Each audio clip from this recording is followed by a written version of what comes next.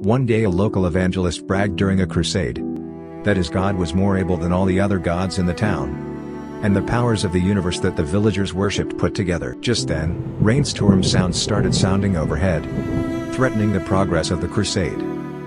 The evangelist lifted up his voice and declared with confidence that if the rains fell, then he wasn't a man of God, he would stop preaching. Before he could finish his bluff, the rains began to hit the crusade grounds so vehemently, apparently in disregard to his declarations.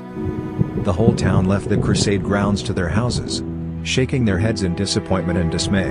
The evangelist, so distraught and angry, packed his belongings and left the town the next day.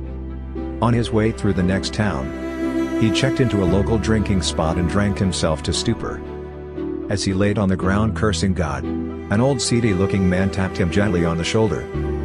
"Man of God," the old man began. But the evangelist quickly cut in. "Don't mention the name of God to me. He is fake. He is unreliable.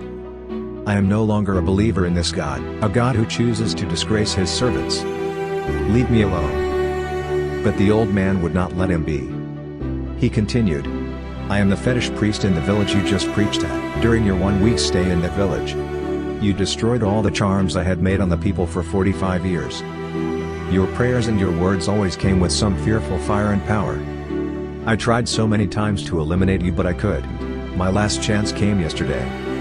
I had loaded my gun with gunpowder lying wait on the mountaintop, where I had a very clear view of you.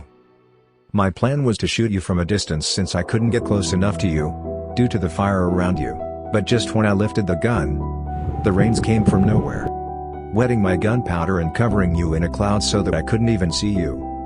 All I saw was a bright man holding a sword in front of you.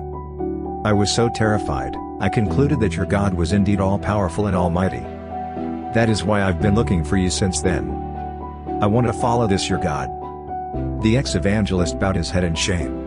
Dear friends, sometimes it is just wise for us to believe that our Father knows the way He is taking us. We should just trust His leading.